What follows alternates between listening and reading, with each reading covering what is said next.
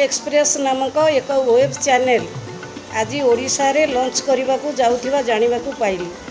आज पर्यंत विभिन्न पत्र पत्रिका माध्यम रे श्रमिक वार्ता प्रचार हेउतिला, किंतु बहुत खुशी लागिला आज एक वेब चैनल माध्यम रे सेमानकर वार्ता प्रचार और प्रसार हेबो।